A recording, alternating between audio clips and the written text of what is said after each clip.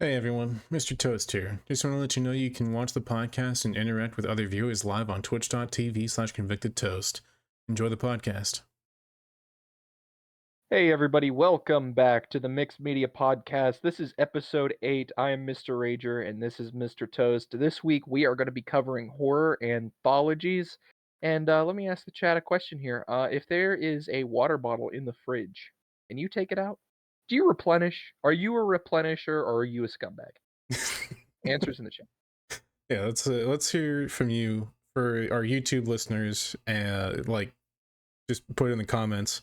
We'll see what happens. Yeah, do you guys replenish?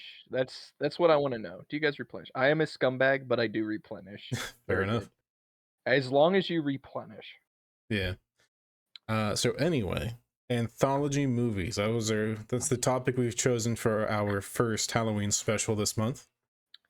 So, for those of you who don't know, horror anthologies are, in the context that we're talking about, are films that contain several short stories instead of one cohesive narrative. Whereas these films have a story, a lot of time they have like a host or they have some kind of overarching story that kind of brings them all together, but each one is pretty much separate in its own story. It's its own entity and can be viewed as such. Um, for this week, hi Soiner, welcome to the podcast. um, so for this week, we covered 5 films. We are gonna do. This is why the podcast was delayed. This podcast was supposed to be on Sunday, but we delayed and we delayed and we delayed because we originally were like, yeah, let's do 3, and then we were like, okay, let's do 4, and then we were like, might as well round it out at 5. Yeah. So we're gonna be covering 5 different anthology horror films. We're going to be covering them in the order that we watched them. Let's see if I get it right on the first try. We watched Creepshow, then Correct. Body Bags, No, Tales from the Hood. not body No. bags. What was second? Second was No, God, I'm second was blanking. Body Bags. No, that was our third one. Second one was Trick or Treat. Are you sure we didn't watch it? It doesn't matter. Then we watched Trick or Treat, Then Tales from body the Hood. bags. Then Tales from the Hood. Yes, Tales from the Hood, and then VHS 94. So, the first one that we're going to be talking about is Creepshow, which has 5 different stories. This one does have an overarching story, one that is out of the overarching stories. For me personally, I think Creepshows is the most satisfying, but it's not really it really has nothing to do with the stories themselves. It's just a cool little like epilogue thing at Yeah. the end with the comic book. So, a little bit of brief history about Creepshow before we start talking about our feelings on it. This was the baby of George Romero and Stephen King.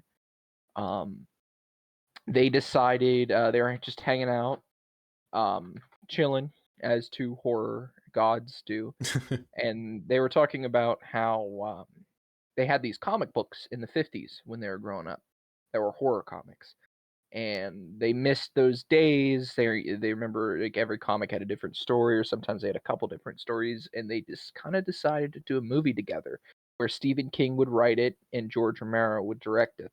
And several of the stories are actually based on Stephen King's short stories that he has written over the years. And this film is so much fun. It's very cheesy. It's not overly scary. There's a couple things in it that creep me out a little bit, but Yeah, there's definitely some like horror aspects that come through and it's like, okay, that's kind of creepy and like in the grand scheme, but like in the moment when you're watching it, you're like, okay, it's like kind of campy but still fun, you know. oh yeah. So we open on a little prologue, which will tie in. We'll get more into this story in the epilogue, the wraparound. We got this boy played by Stephen King's son, Joe Hill. He's getting disciplined by his dad for reading Creepshow, and he throws it in the trash can, and we see the creep, and he beckons us closer to him, and we start the stories. The first story in Creepshow is Father's Day, which is my least favorite Yeah, I of do the think 5. I think it's definitely one of the weaker ones that we get to see. Yeah, I mean, it has its moments. It's not very long. It doesn't like really overstay its welcome. It's just like It's basically, this family has this dead great uncle, and he comes back to get revenge on his daughter, and he kills everybody, and he's got, like, this cake with the girl's head on, he's like, "I've got my cake." He wants his cake Yeah. because he was killed on Father's Day. It's I don't know, this one isn't really one that I wanna go into too Yeah, much detail on, it's just it's very okay. odd. I think the best thing that we can talk about is that we get to see what's his name? It's we were the entire time we're watching, we're like, this is not like a horror, like he's not a Ed horror actor. Harris. Yeah, Ed Ed Harris. Harris. Ed Harris doing the boogie. Yeah, Yeah, Ed we're Harris sitting there doing the watching boogie. it and we're just like, this is not like his kind of movie. But like, and what's even funnier to me is like we're sitting there watching it and he does end up dying in this story of it, and he makes this god awful like gasp, and I'm just like, you can tell he is not a horror actor at all. Yep. I love the scenes with Ed Harris where he's, like, dancing on the doing his little boogie, it's Yep. so stupid. And then we get into one of my favorites, immediately after, The Lonesome Death of Jordy Verrill. Um, yeah, this story is just so fun, it's really funny, um, it has a great performance by Stephen King of all people.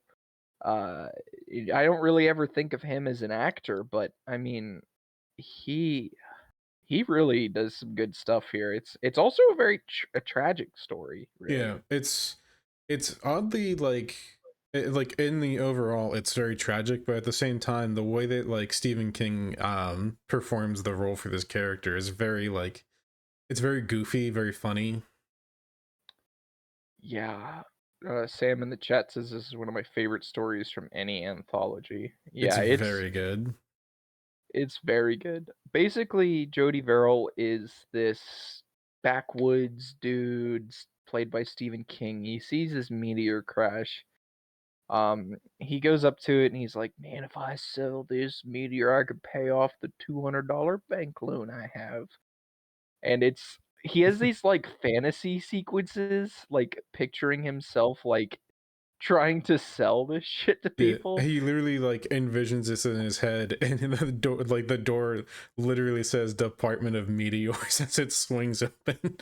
Yeah, it's like the part and the guys in there, and he's just like, "I'll give you $75 for this," and Stephen King's like, 200. He's like, Not "No, a no, dollar less. 75." And then Stephen King pours, water on it, and it breaks in half, and he's like, "Oh, Jordy Verrill, you lunkhead." And then he, like, has that same flashback, and he's like, "I wouldn't even give you $5 for this fucking meteor." Like, it's just not um, and then he ends up touching the meteor, and he's like, "Oh man, meteor shit."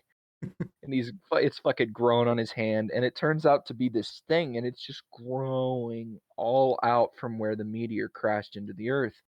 And he just keeps like turning more green, and he like has this vision of like, should I go to the doctor? And he's thinking about it, and then the doctor's sitting there in his chair, and he's just like, "We'll have to cut all your fingers off." He's like, "Okay, I'm not going to the doctor."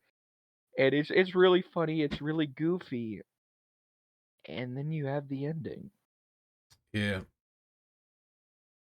because And we get a couple of time skips throughout the night, because this all takes place like just during one night, and it keeps um, progressing. We see wait, like, real yeah, quick, I just want to throw this out. Quick spoiler because this is a really good story. yeah, If you're listening audibly, just skip ahead 30 seconds, do whatever, because we're gonna spoil the ending of this story, and it's very good. yeah. I'll on the YouTube video, I'll make a timestamp for you guys.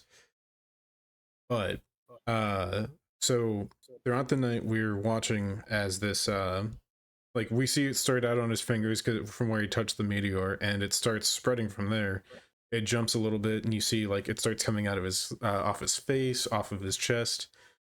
His entire arms are pretty much covered at this point, and we time jump further in until it's now morning, and we just see this lump start moving around, and we're like, oh, it's him. He's completely covered head to toe in whatever this growth is.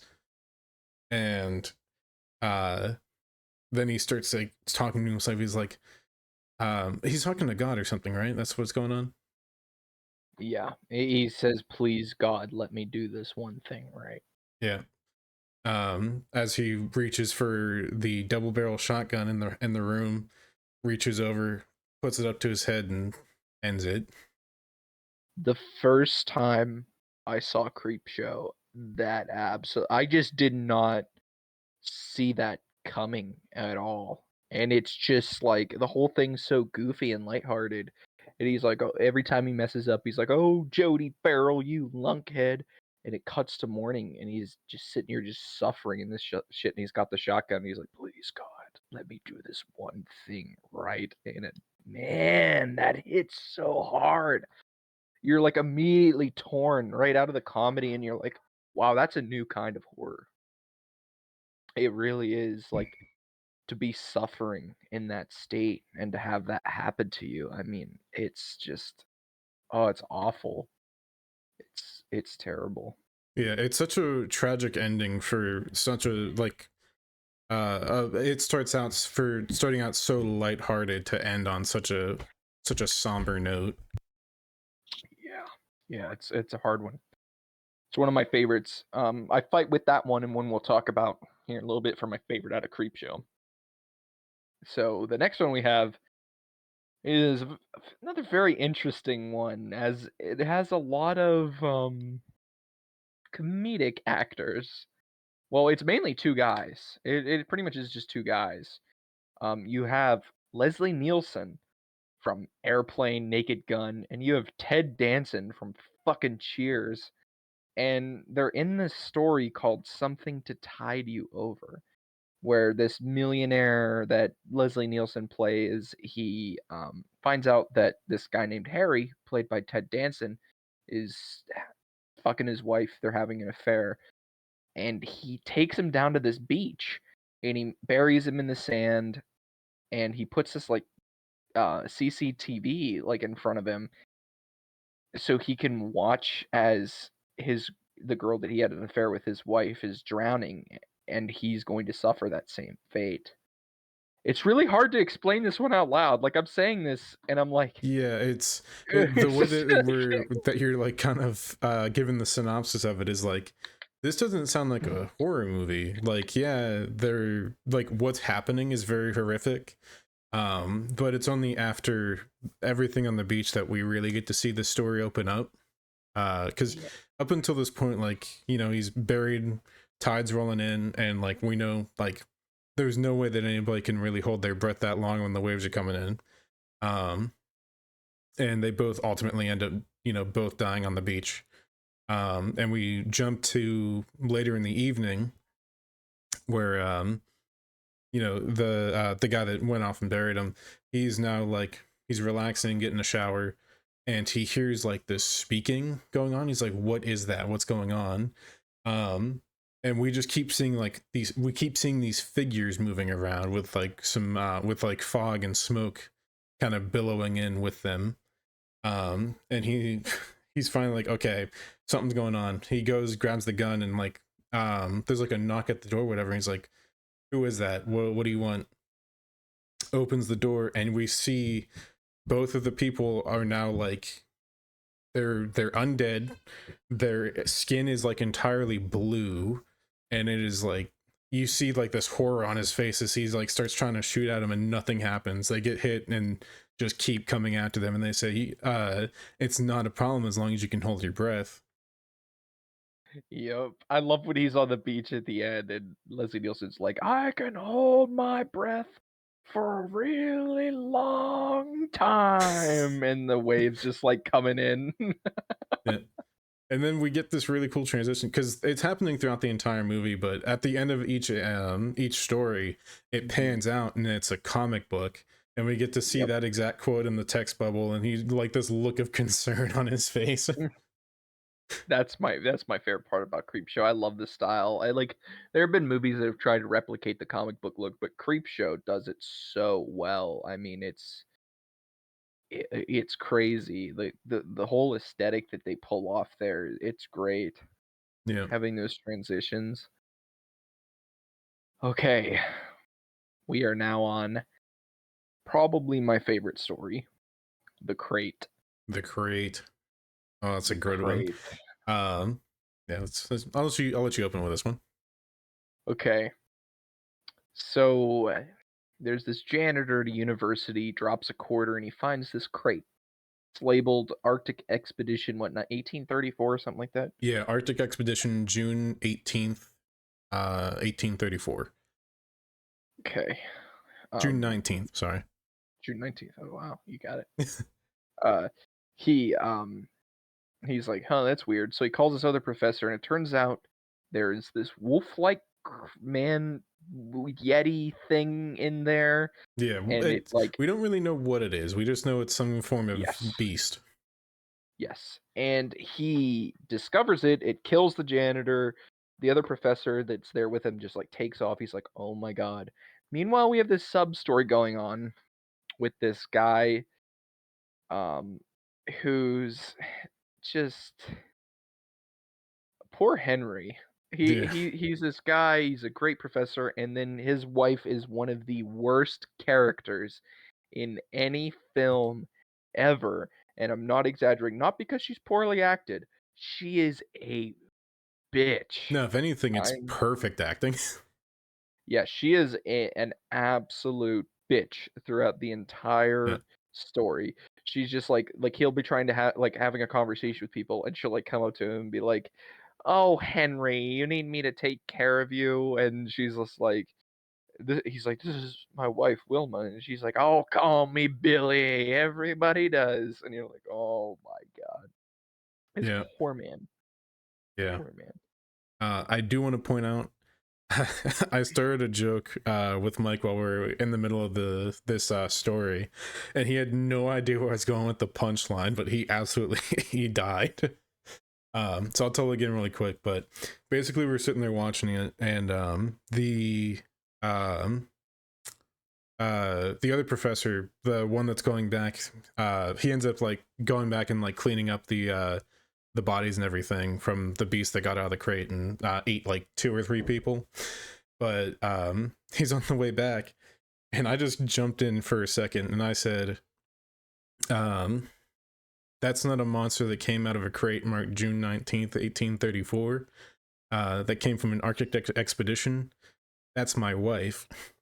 Dude. Yeah, he did. So one of the professors grabs the other one, and he first tries to get this kid in the college to help him, and the kid's just like, "You murdered that dude." And he's like, "No, why would I murder the janitor?" And he's like, "Yeah, you murdered him." And then the fucking beast comes out, and fucking takes him. He's trying to measure the bite marks on this boot, and Yep. he just gets fucking drug away. Um, oh, it's so good. And so he decides to go get his friend Henry. Um, but Henry has some plans with this creature. Yep. If you wanna, Yeah. So Henry goes on his way back. Or actually, sorry, before that, he writes a note for his wife and leaves it somewhere that she's gonna see it. Heads over to the university and he starts like cleaning up the crime scene. Well, I guess so. Yeah, we'll call it a crime scene. Starts cleaning up, mopping up the floors, all the blood and everything, picking up all the debris from um, like the shoe and everything like that. And she calls, and she's like, "You're over at the university or whatever." And he's like, "Yeah, the my buddy, he's got this thing where like sometimes stuff happens with some of the college girls or whatever," and doesn't really give her any context beyond that, and goes on. So she's like, "Okay, I'll head over, whatever." Um, First off, really odd note about her leaving is she pours a glass of milk and then puts alcohol in the milk and then drives to the university, gets out, and has the glass still. And this isn't like your normal glass. Like, this is literally like a glass that I go in my kitchen, I open it up and grab a glass for like water. She drove all the way there with this glass from the kitchen. Anyway, sorry, side tangent over. She she gets there, and she's like, "What happened? Like, what? Like, because he's still cleaning up some of the mess." She's like, what did he do to her?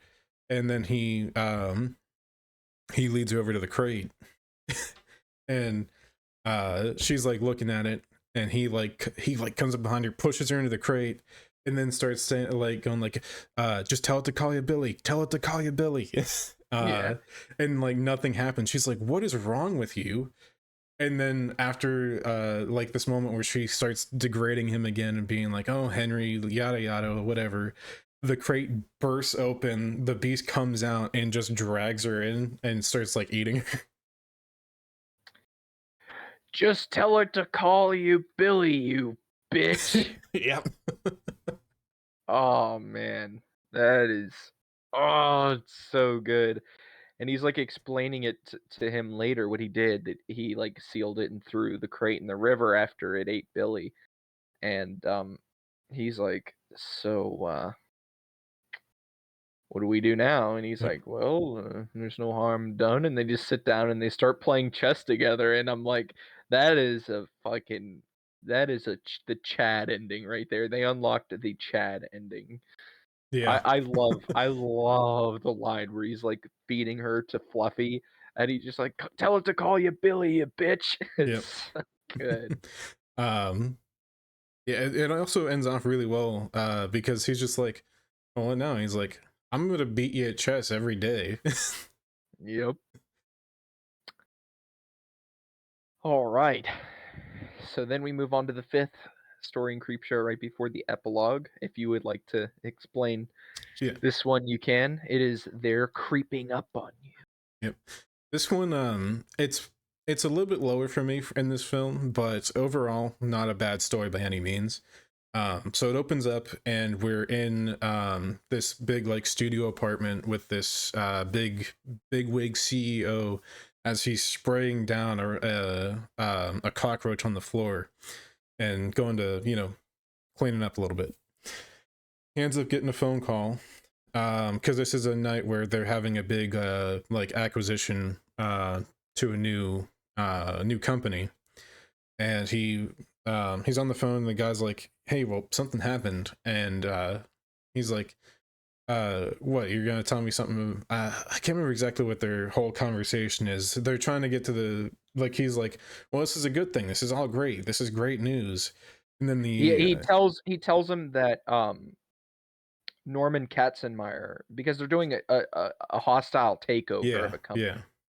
yeah, That Norman Kastenmeier, the guy of the other company, killed himself. And Price is like, excellent. this is great That's news, great. like just being the absolute worst ever. Sam says I hate this one, but not because it's a bad story. It just makes my skin crawl and give me nightmares. That's what good horror does. Yeah, That is that's what good horror that's does. true.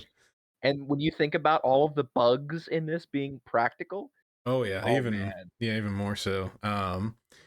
But like during the phone call, he's literally sitting here trying to kill another cockroach, and he's like, "I pay so much money for this apartment, and I can't even keep bugs out. It's filthy. It's disgusting." The dude's like a huge germaphobe, and there's even this moment because the entire apartment is like pristine white. Like there is not like a different shade of Chrome. color. It's like Pure chrome. chrome. Yeah. Like if we were Squidward, we'd be sitting there going, "Future." Yeah. Yeah, that's true. But there's this moment where like I'm watching it and I'm like, okay, this has to be like in the future, right?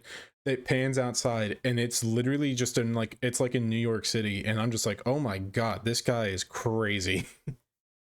um honestly, that's one of my favorite things about this story, is just how much that they show like how much of a clean freak the this guy is.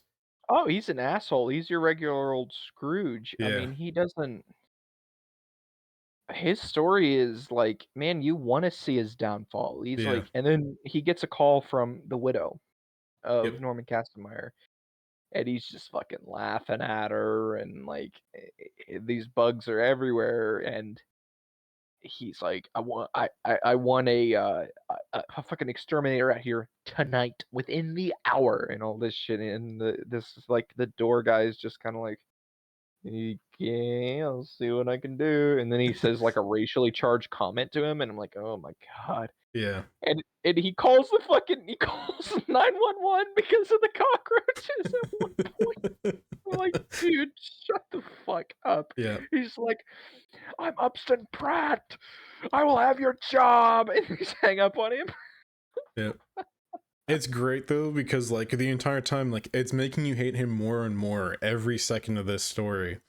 And then we get to the point where like the roaches just start coming out of everywhere.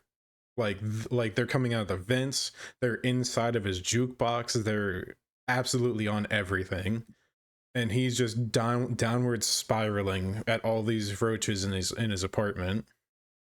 Yeah. Like I gotta mention it again just because of how fucking cool it is. It's all practical. Yeah. It's And all practical. it's not like, oh, there might be a few hundred. There had to be thousands, Yep. thousands of There cockroaches. was a lot of safety procedures they had to do on set for that.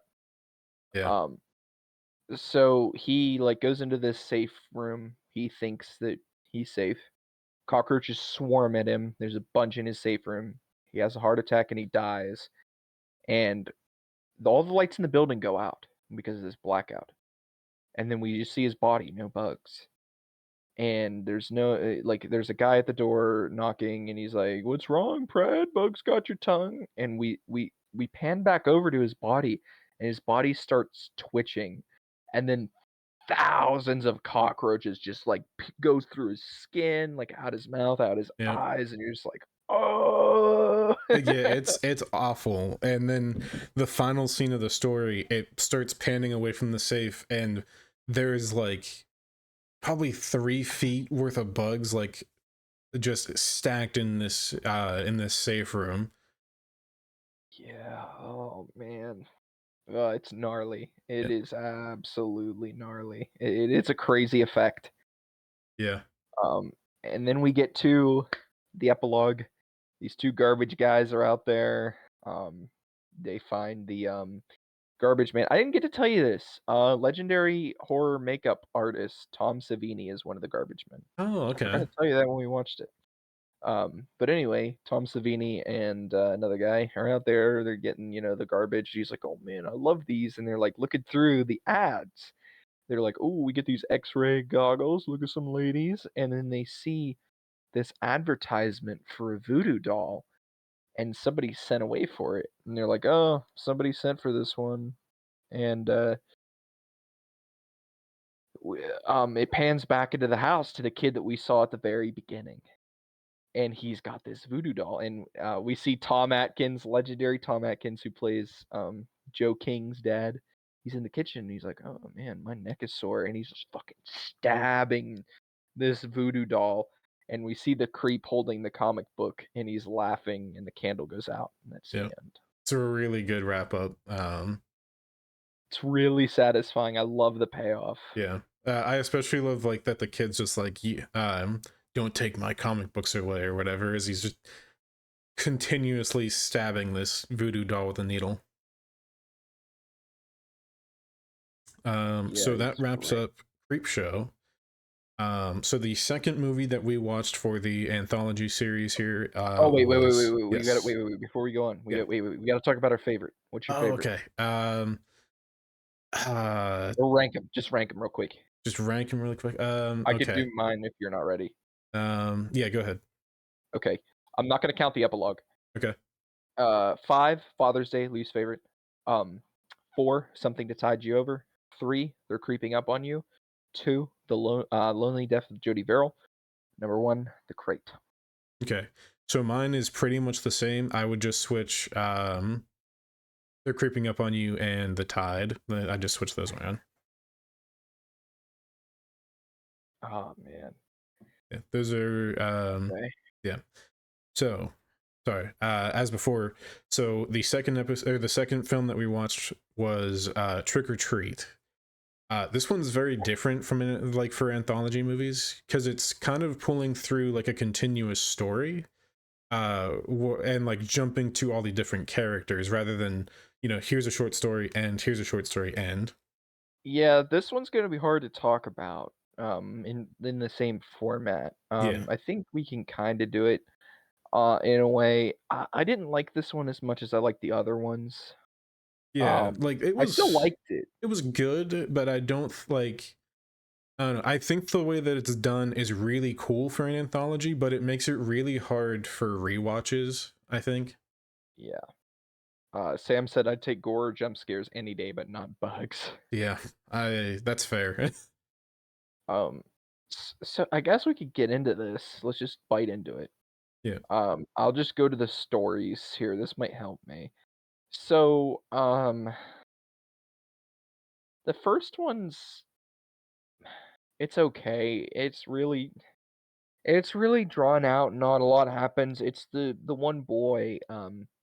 He this chubbier kid. He's like vandalizing these jack o' lanterns. Yeah, he's going around and they're like on people's like fences and stuff. He's just slapping them off the fence and letting them explode on the ground. And he goes to his principal's house and he's gonna steal all of his candy. And the principal's like, "Here, have this candy bar if you want candy so bad." And he laced it with cyanide. He's like, "You should always check your candy." The kid just starts like vomiting. It's that classic. I like this one just because there's that old urban myth that like you always need to check your candy. I don't know if you knew this, and this is gonna be cool for our listeners if they didn't know this either. Do you know how many reported cases of candy tampering there have been? Zero. 0. There Yeah. is 1, technically. Okay. It's really fucked. And it's not a dude handing out Halloween candy to random people. It's a dude put cyanide in pixie sticks and gave it to his kids Oh my god. on Okay. Halloween. Yeah. That's That's messed the up. only reported case ever. But this urban myth has been around for decades. Halloween 2, um, when Michael Myers is going to the hospital, there's a scene where this kid's being taken into the hospital and he has a razor blade sticking out of his tongue, like he got it from a piece of Halloween candy. Yeah. Does not happen. Yep. Has never happened. There is no proof of that.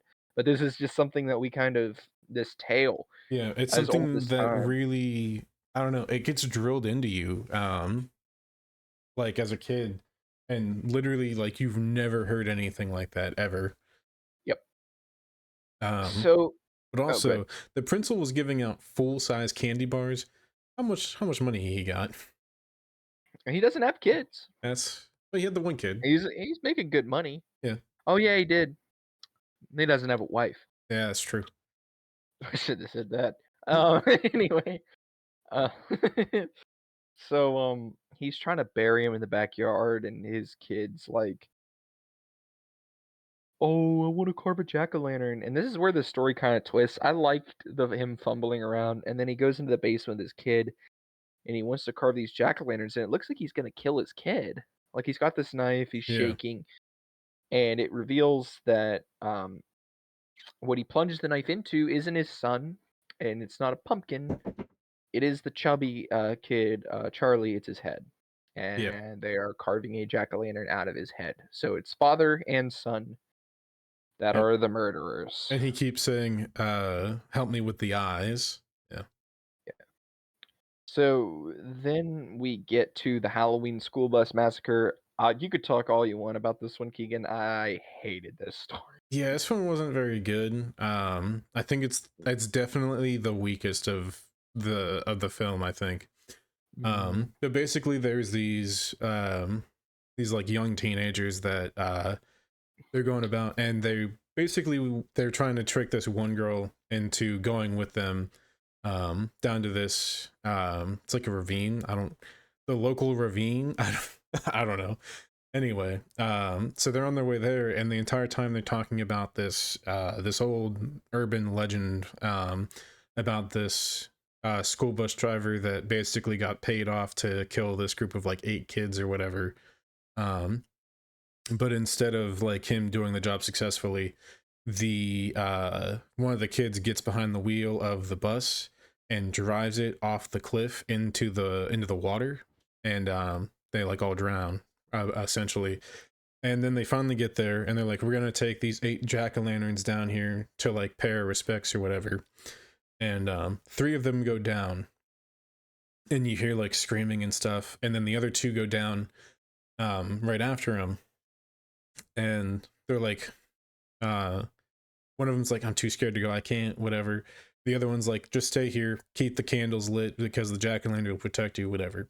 And she's walking through, and she ends up finding the school bus, and then these three figures come out of nowhere and they start chasing her. On the way back, she sees the fourth kid that was staying in the elevator, and he looks like he's been like beaten and like killed. And Mhm. she finally gets to like the edge of this small little ledge pretty much, and trips, falls over, hits her head, gets knocked out, and she wakes up to seeing one of the kids takes their mask off and goes, oh no, essentially, because they like this was supposed to be like a prank, whatever, and now this girl is injured. And she's, So like, sobbing her eyes out, whining. yeah, so it's like it's kind of plays into like that classic way that some of the time that they do these, where it's like, oh yeah, like the prank gone wrong type story, and it doesn't really work here.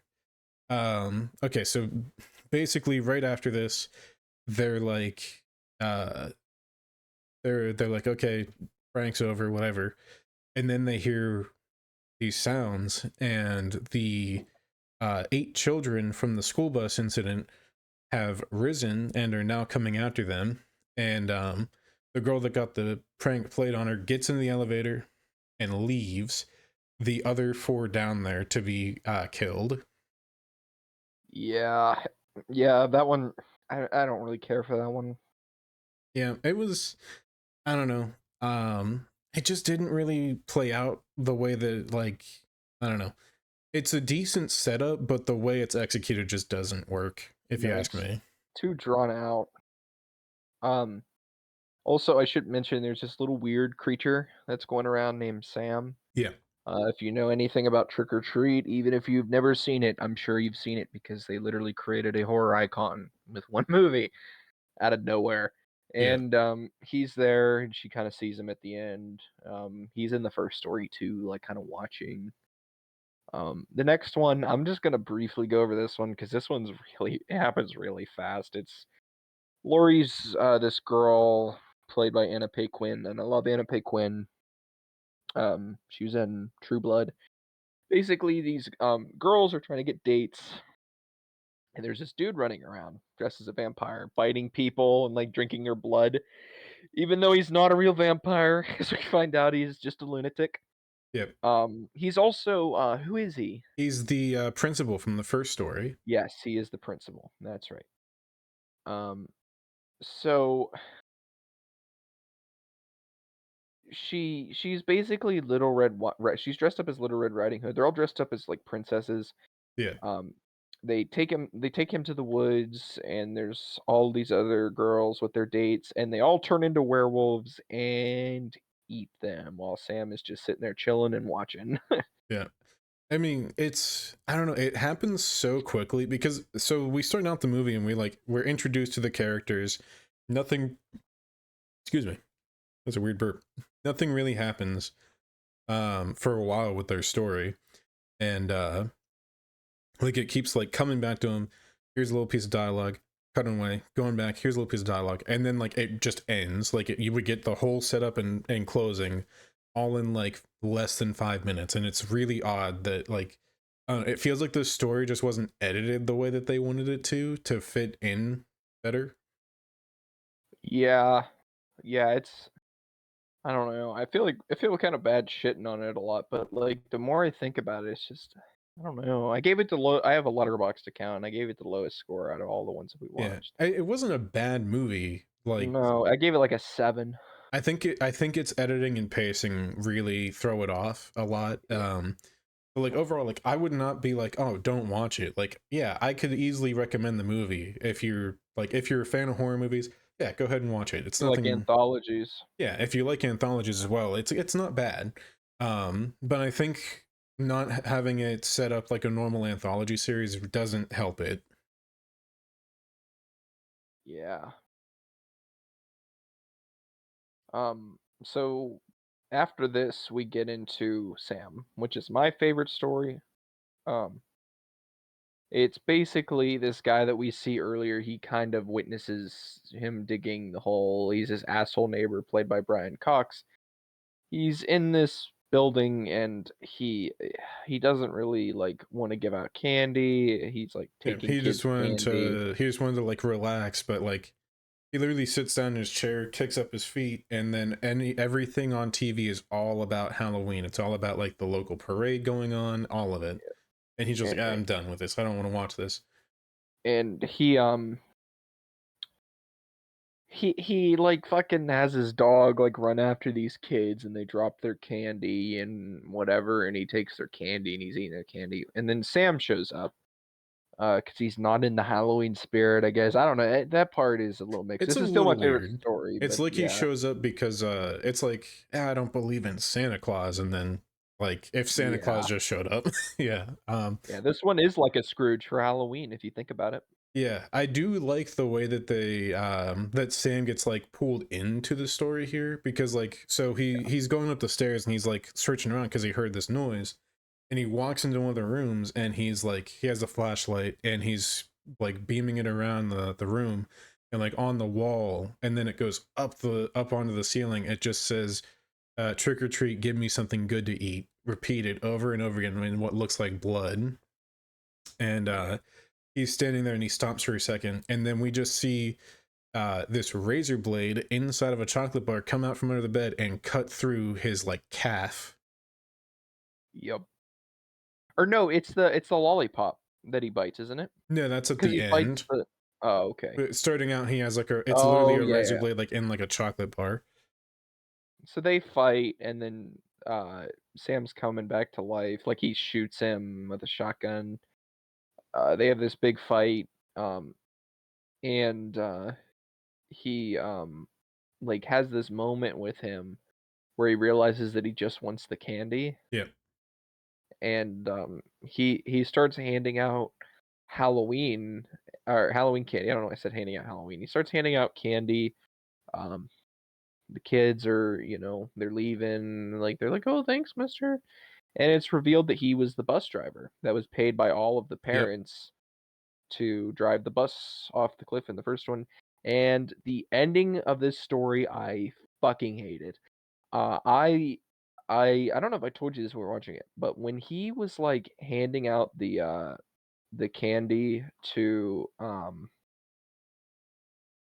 The three trick or treaters that showed up. yeah, like he has this like moment of redemption, and I actually teared up. Like I was like, oh man, dude, like it kind of He got me. believes in Halloween. Well, that it's more like he just became a better person, Yeah, and like he was trying to change. And then the fucking ghost kids from the bus, and I guess it's comeuppance for what he did, but I'm like, man, yeah. the They have parents the paid him to do it, and he's not yeah, even the one that drove it. yeah, He was even like at the end, pardon me, he was giving the kids candy while they were on there. yeah. It's it is a very dumb way to wrap up, I think. And we did forget about the wraparound story because this I movie. was saving that for last. Okay, I got you. We can go ahead and get into that now. But the movie opens up with it's the end of the night, and everybody's like getting ready, like they're taking down their Halloween decorations and whatnot, and this woman's like going out and she starts pulling off like these sheets from their like kind of scarecrow things that they put up or whatever, and She's taking down the decorations yeah, early. yeah, she because the like nights like the Halloween like trick-or-treating everything's over, but Halloween itself is not over yet. And she's taking down the decorations, and then for as she's taking down this sheet that's supposed to be like a ghost, she pulls it off, and it just like we see the sheet just get coated in blood, and then like we see her get like dragged away in the sheet, and that's like how it wraps up. But then through going through the movie, we see at the end of Sam's story with the old bus driver, we see him across we see across the street, it's the couple that gets it's the girl that gets killed at the beginning of the movie. um Yep. and we basically get to see like how that whole thing started. Yep. It's a It, very very cool way to come back full circle. I think that's the only time that the anthology really felt like an anthology for a moment. yeah. Yeah, I don't know. I'm left with mixed feelings for this one. Yeah. What's your favorite story? Favorite story? It's probably Sam. Yeah, it's mine as well. Yeah, I mean it's not a bad movie, like we already No. said, but I don't know if we're basing it off of how an anthology works, it's pretty low. Yeah, yeah. So then we watched Body Bags, Body Bags was which a was really fun one. yeah, Body Bags is a lot of fun. It is a love letter to 80s horror by a lot of 80s horror directors. And we're like just a bunch of people that worked on different things in the 80s. It was originally made for well, it was made for TV. It was originally intended to be a pilot, Yep. and John Carpenter was going to return week by week to play the coroner, who he plays in the movie, who is like this host, and he like pulls these bodies out at this morgue, and he like is like, "Ooh, I wonder how this guy died," and then you get to see the story. Yeah, my favorite thing about the way that they introduce him into it is he's like, oh, natural causes, natural. That's boring.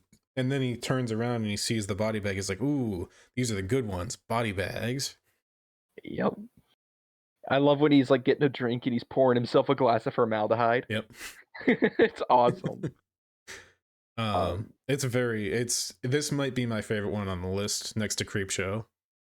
Yeah, it's up there for me. I love body bags. Even like it's not even just the story; it's the host. He's so good, Yeah. man. John Carpenter does such a great job. He's doing like a Beetlejuice thing, Yeah. and it works really well. Um, yeah, I don't know. Um, it's like I don't know how to explain it. He just does. He just has so much charisma. Yeah. Um, I agree. Like, I don't know. It's such he's done so like in such a likable way.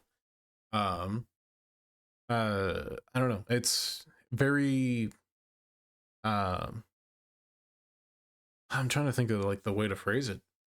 yeah, it's hard to describe. He's a Yeah. very, very good host. If The twist with anything, him at the end is the best. Oh if yeah, we'll anything, get we to should that. just we recommend you just go watch Body Bags for yourself. Yeah, it's free on Tubi.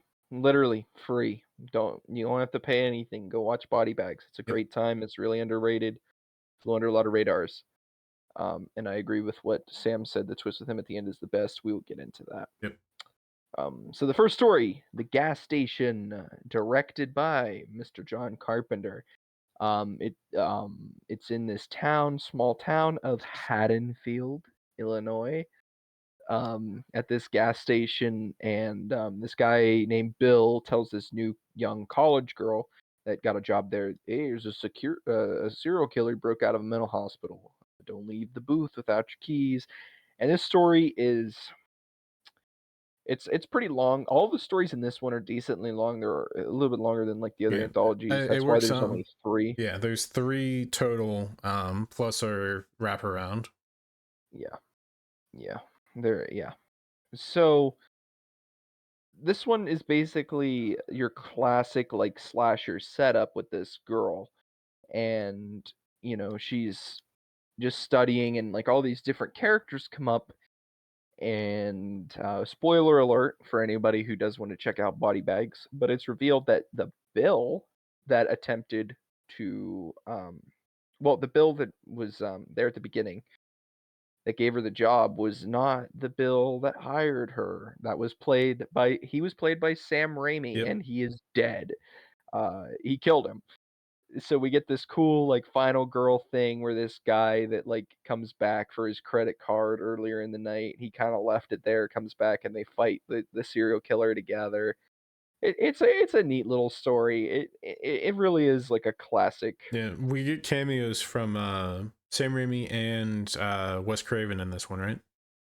Yes, Wes Craven is a creepy guy that approaches her. Yeah, he's like he like kind of just goes like, hey, we should go like on a date or whatever, and then she's like, oh, I'm good.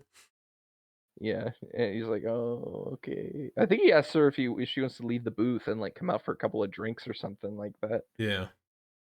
So then we get Hair, and if you this is another one directed by John Carpenter, if you wanna talk about this one. Yeah, hair is a very interesting one. So it's also I don't know how many people have a fear like this, but it's a very um It's a very '90s fear. yeah, yeah, for sure. So hair starts out, and we're literally just introduced to our leading character, whose name I can't remember off the top of my head. Do you have any idea? He's played by Stacy Keach. I think his name is Richard. Richard, that's right. But we're introduced to a character named Richard, and he's thinning on top, going bald. Um, so he's basically like he's looking in the mirror and he's like trying to spruce up his hair. And he's like, ah, can't really do anything. And his girlfriend comes over. He opens up the door, and she's just like, "What's wrong? Like, what's going on? Cheer up!" And he's basically like, he's kind of mopey because he doesn't have hair, and um, he's like, "You don't, you would like me more if I had hair." And she's like, "No, I like you for you. I don't care about your hair." And he starts trying to find like alternatives to to hair growth, going to his barber, and the barber's like, ah, you may as well just shave it, pretty much. It's like within a year you're gonna be completely bald. um he ends up leaving the barber shop, and he has all these hair products that he's gonna put in, start trying to get his hair back the way he wants it to be. Date night comes around next time. His girlfriend walks in, or he opens up the door, his girlfriend's standing there, and his hair is completely brown. Like he like basically colored his head. Because up to this point, like it's kind of been like a grayish, like light, like a kind of faded tone, and now it's completely brown, like he's a young man again. And she's like, "What are you doing? You need to stop like trying so hard. It's and just be you. Your hair doesn't matter. All that."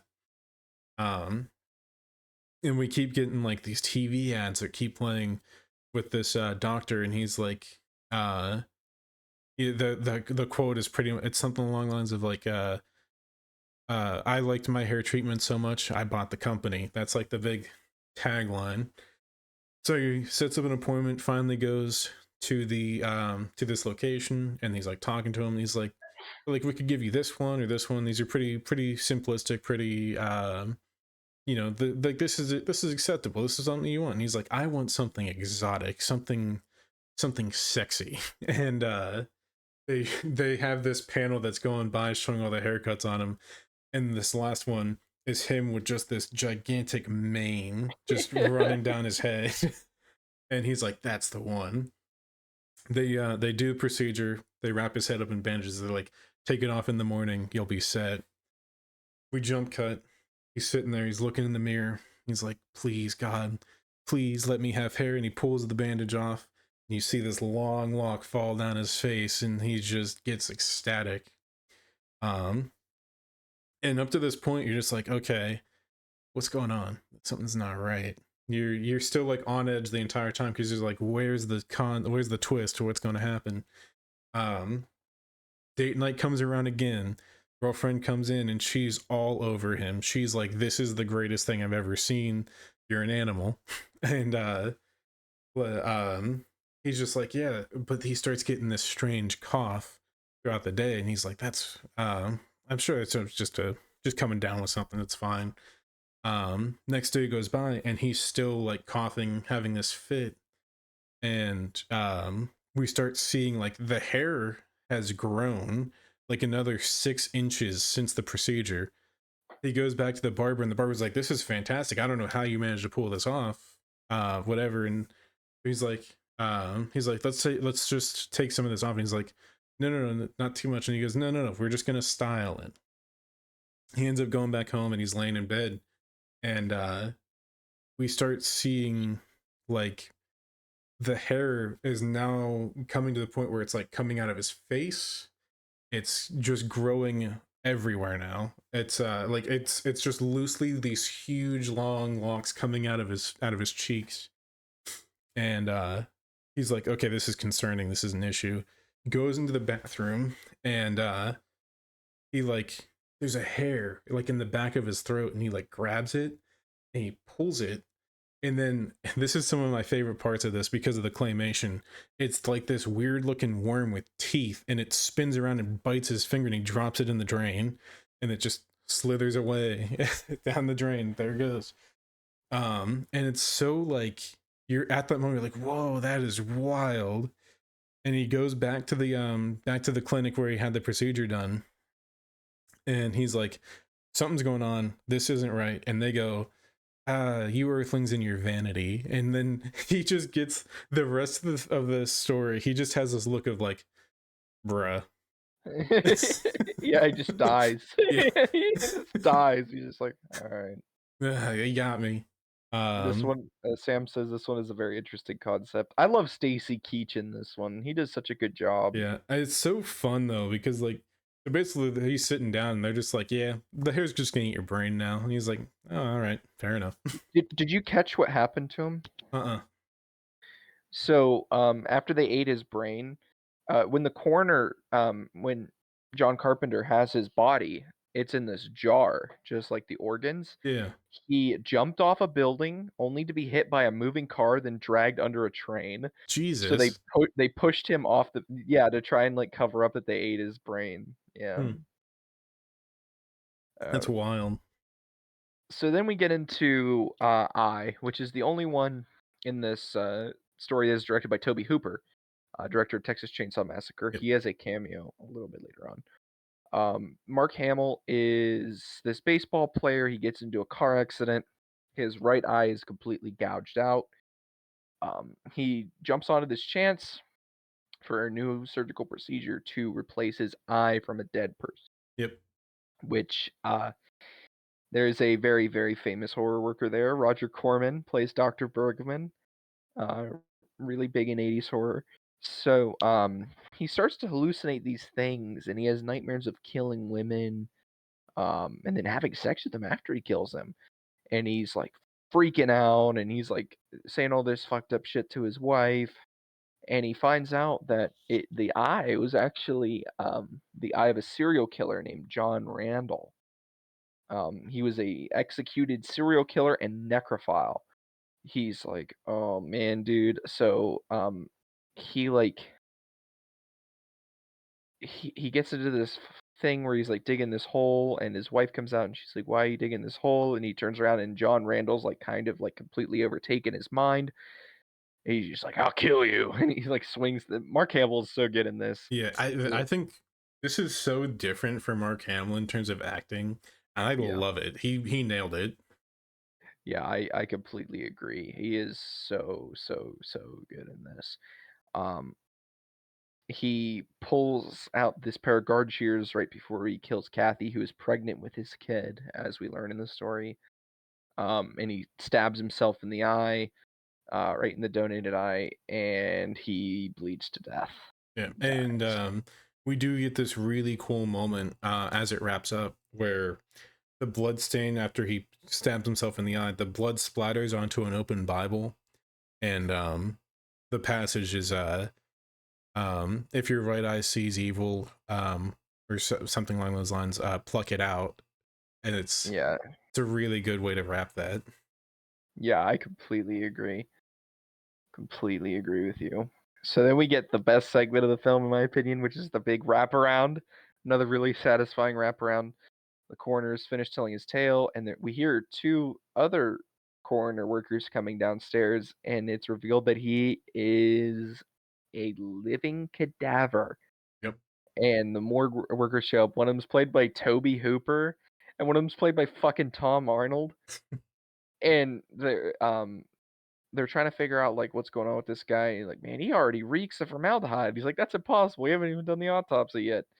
And they're about to do the autopsy of him, and he's like, all right, hand me the head saw. And it pans over to John Carpenter's face, and he just goes,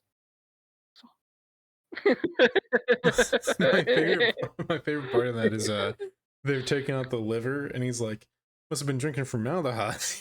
Yeah, I just love the camera in his face. He goes, "Head saw?" And he's, like, screaming, like but he's not making noise, he's like, "Ah!" Oh, it's awesome. It's a great way Uh, to wrap that one up. oh, man. So, what's your favorite story in this segment? Um, I You f- can rank them if you want, yeah, 3 to okay, 1. yeah. It's pretty easy, I think, to rank these ones. I think I is my favorite. Um, yeah, I don't know. Okay. Something about it. I do think that it drags on a little bit, but I do like the concept a lot. This was the one. So for me, whenever it comes to like stuff with eyeballs, stuff like that, I'm just Mm, I don't like it. Don't like it. Yeah, for my Dead Space 2 fans, they know what I'm talking about. But anyway, that's probably my favorite one. Then I'd probably say Hair after. Um, your least favorite was the gas station. I liked Gas Station a lot. That is the closest I think it gets to like your traditional like slasher type for an anthology. I do like that one a lot, but I think it's my least favorite. Okay, mine is, like, completely different. Okay. My favorite is the gas station. My second favorite is Hair, and my third favorite is I. Okay. Yeah, it's like a complete I don't know, I and Hair kinda switch places for me, but the gas station's always been my Yeah. favorite. It's just it just captures that so well, and the fact that they're, like, referencing Haddonfield and an escaped mental patient, it's so good to see John Carpenter return to something like that. Yeah. We did completely forget to mention that Trick or Treat was just some Ohio lore because it takes It place in is Ohio. it definitely does, and it is Ohio lore for Yep. sure. The local skinwalkers broke out again. So, we are now on to Tales from the Hood. Yep. It's very different for horror. And I do like this one a lot actually. Yeah, it's really good. It's really good. I love the host, the mortuary. Yeah. And this one has a pretty satisfying wraparound too, I'd say. Oh yeah. Um, so we open with these drug dealers. They arrive at this funeral home and they're like, "Give us the shit, man." And this fucking crazy ass funeral guy is just like, "Oh yes, the shit." And he's like, "But first, do you want to hear about this body here?" And the guys are just like, "Yeah, okay." They're like, just give us the shit. We don't care about the body. And then He's like, "Oh, no, he's no, no, no, no, you want to hear about this yeah. guy." A big thing with this story, or with the wraparound with the coroner, or not the coroner, the he's like a funeral home attendant. Yeah. Yeah. He gives me a mixed vibe of Tony Todd, who played the original Candyman, and what's his name? Christopher Walken. Like if you just took those two personages, put them together, that's what I was getting. Yeah, no, I completely agree. Um, so we get into the first story, who's Clarence Smith. And this one can be viewed as kinda political. Yeah. Um, I don't know if it necessarily is because I don't think it's trying to say what some people say it is. It's Yeah. basically these guys, these cops, they're running this drug deal and this prosecuting attorney or whatever he is, Martin something Morehouse, Martin Morehouse. Yeah. He's trying to eliminate police corruption. The cops beat him to death, and it skips ahead a year. And the rookie cop who was there, Smith, he's like a fucking drunk. He's so guilty. He drank himself into a stupor, and he's not doing well. Yeah. He is not doing well.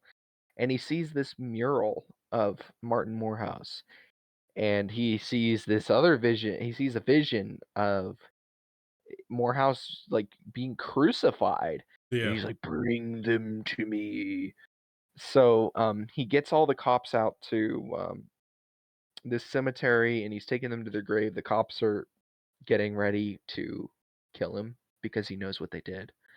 And I love when they're like by Morehouse's grave, and this one guy's like, you know what? I think I think I'm gonna piss on his grave. Like, dude, what the fuck? Yes, And he does. it's such a messed up story as well. Like the whole scenario where like they don't even feel guilty, and they dragged his name through the mud because they like after they beat him to death, they literally dosed him with some heroin, threw 2 bricks of cocaine in the trunk of the car, and Yep, drove it off they of a destroyed off his a image off a too. pier. Yep. Yep, they demolished his image. Yep. But then we get the moment where he's like, I can't remember what the character's name is, but he's like, "How about you take a turn? How about you come piss on the grave?" Yep, and the Billy is the one that pisses second. Yeah. And Morehouse just, of course, he comes back from the dead. He rips off his fucking balls. His coffin like busts from the ground, and Billy's dead. Morehouse is out, and he's got his like fucking heart in his hand. And the cops like are trying to kill him. There's this big chase. They're trying to get away from him. He kills Strom, and then the guy that was the main drunk kid's partner, he's like getting the hell out of there.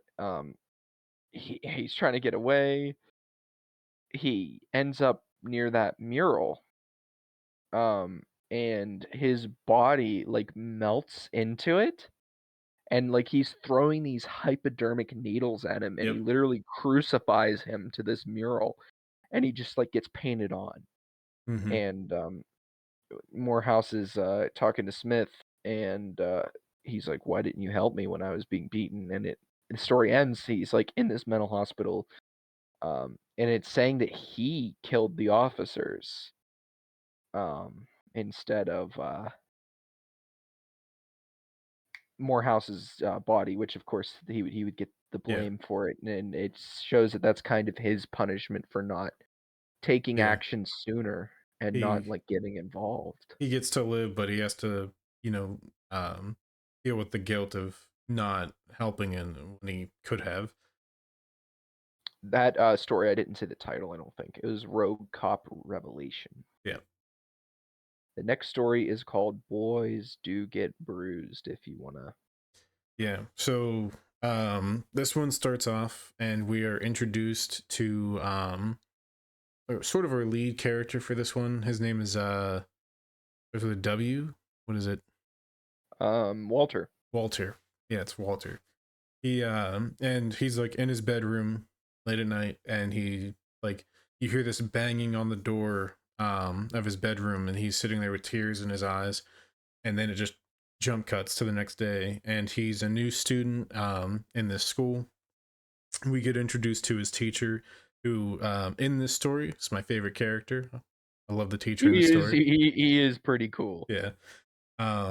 But he's like introducing everybody. He's like, "This is Walter, your new classmate," and it jump cuts to them at like recess, and the kids start picking on Walter. They start bullying him, and um, he's like, "All right, well, let's just take you to the nurse's office."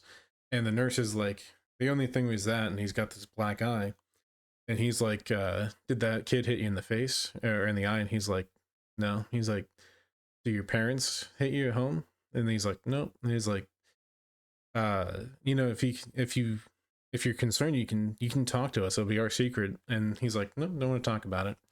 And then he's like, "So who did do it?" He's like, "It was the monster." And he's like, "All right, well, if you ever want to like speak up about it and tell me what's really going on, I'll be here to listen." He's like, "He told me nobody would believe me," and that hits hard. That is Yeah. awful. Yeah. Yeah, this one hits different. Yeah, It really does. It's such a tragic story, and as we watch more, we kind of get on, and we think that there's no supernatural elements, but as it turns out, there is something supernatural happening. yeah. Um, you can continue if you want. You're knocking So it out of the park. goes into later that night, and he's sitting in his bed again. This time the door is like fully barricaded with like a toy box and some other boxes that are stacked up. And this door is being banged on. We see the doors kind of, there's some light peering through. And finally the door bursts open and you see these claws come around the corner of the door and it ends there again. Jump cuts the next day in class as they're all turning in tests. Walter comes up, hands his test in, and the teacher looks at his arm and sees this huge bruise on his forearm and goes, "Walter, what's going on?" Um, and he's, he still doesn't want to talk about it and tries to ignore it. And then we get to a part where everybody's playing outside except Walter, who's still sitting in the classroom and he's just drawing pictures of this monster. And the teacher's like, "This is the monster you see?" He's like, "Yeah." And then he's kind of going through some of his drawings and he sees one of the classmate that was bullying him at the start of the story. And he's like, um, Walter's talking to him. He's like, "Yeah, I'm gonna take the picture of the monster. I'm gonna burn it so that the monster goes away." And he's like, "Walter, I don't know how well that's gonna work, or whatever." And on his way out, one of the papers flies off the table. Walter comes up, picks it up, just crumbles it up and throws it away. And then it transitions. We just see one of the kids being put into an ambulance, and like, what happened? He's like, fell down a flight of stairs, broke his arms and his legs on the way down. It's crazy. Um, and he was like, that's wild. Okay. So Yeah. the teacher ends up going to Walter's house late at night to talk to his mom, and they're having a conversation, and he's like, I think, Walter keeps talking about monsters and I'm just concerned about what's going on. And we see Walter standing in the corner. His mom sees him and she's like, you're telling people about monsters again, like you can't be doing this, and whatnot. She's like, "You're gonna go to bed." So he's sitting on the stairs at this point, and on the way out the teacher's like, "Okay, I'm leaving." And the just before he gets to the door, Walter's, is it his stepdad, or is it I I is see, his that's is his mom just dating him, or is it stepdad? I don't. I'm pretty sure it's just a boyfriend. That's what I was thinking. So it's the mom's boyfriend, and you know the teacher's like, "I'm actually not leaving. I'm going to talk to him now," and says, Walter's been talking about stories about monsters. He's been drawing pictures and stuff, and he pulls out the picture and shows him, and he's like, "I'll handle it." And the teacher's like, "What do you mean you're gonna handle it?" And then he says, "I'll handle it." And he go ahead and make sure he makes it safe out the door, right? And teacher's in the car. He's just sitting there, and the it jump cuts to Walter, who's sitting in his room now, kind of like barricaded in the corner. The door flies open, and we see the silhouette of this monster, and then it pans forward and around, and we see it's actually just the mom's boyfriend. Um, and the silhouette fades away and becomes just him as he starts, basically trying to do the same things to Walter as he always has been. Um, they end up in the kitchen at this point, and my favorite part of this is the teacher comes back in and starts throwing some hands. Yes, he does. Yeah. Yeah, he's Uh, getting involved. yeah.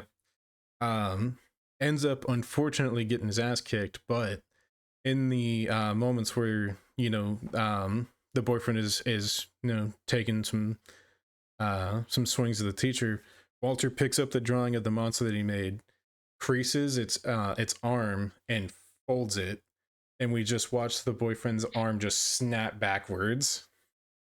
Yup.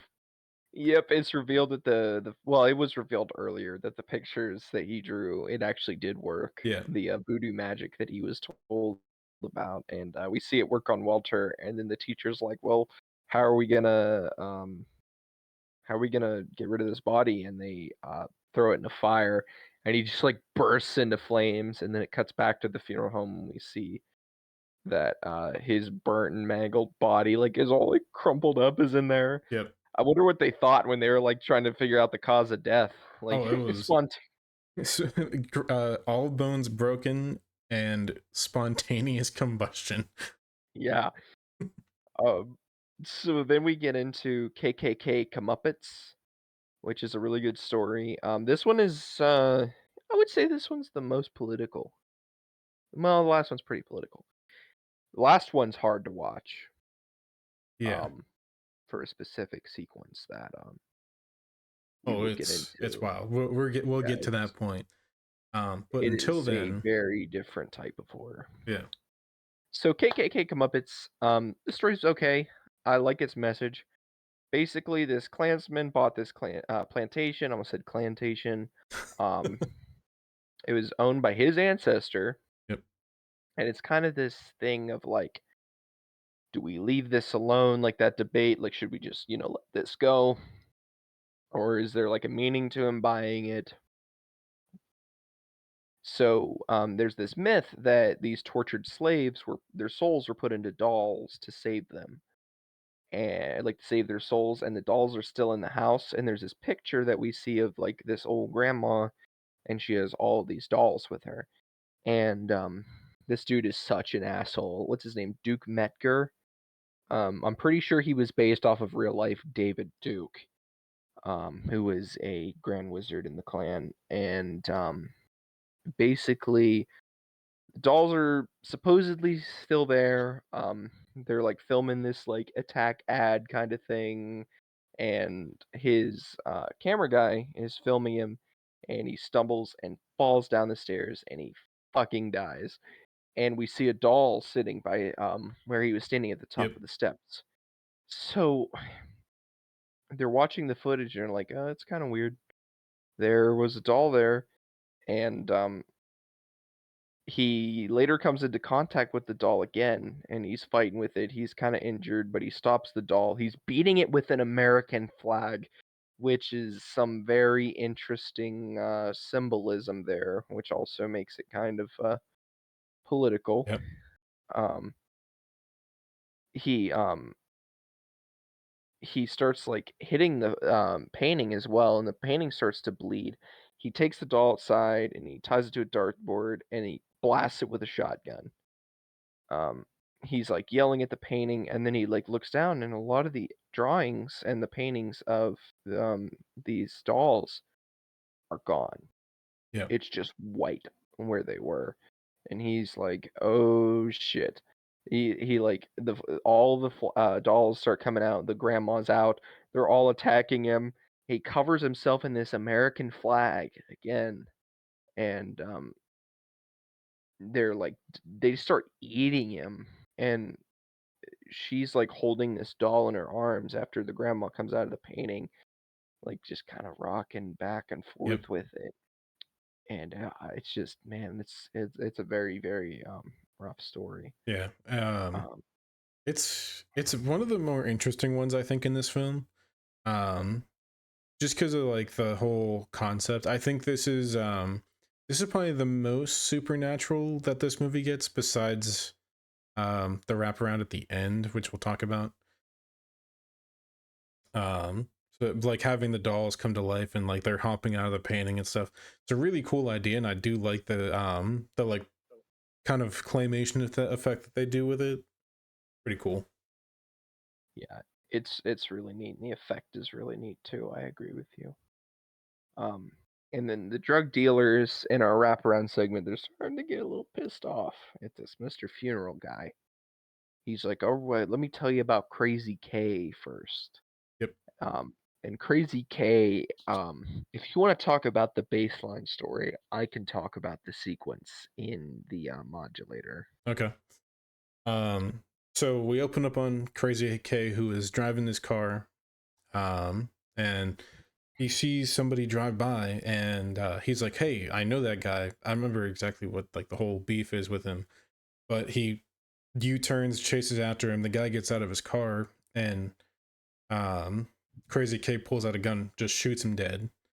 Um, and then right after this happens, three dudes run out of the house. They hit him as well, and he's like on the ground. Basically just like kind of he's bleeding. The cops roll up and they take out the other three dudes, and then we jump cut to Crazy K, who is now in he's in prison for several murders, something like that. Yeah. Um, and then it's He's like on he's death row, I believe. yeah, they're like you're serving a life sentence and with I think there's death row Oh, it's no, involved. it's a life. Is it life I sentence? think it's just a life I sentence. No, think you're right. yeah, I think it's a life sentence. And then this woman shows up and she's kind of like Amanda Waller. And she's just like, we're gonna give you a second chance at life pretty much here. And he's like, what other choice do I have? She's like, you can stay in prison, you can do the thing. And he's like, all right, fine. I'll do um this thing. yeah. And he gets taken to this place which very strange, as you see like there's just people being like pulled through in like clear like plastic bagging and stuff like that. It's like I think that's even weird for like if you went to Arkham Asylum, it'd be less weird.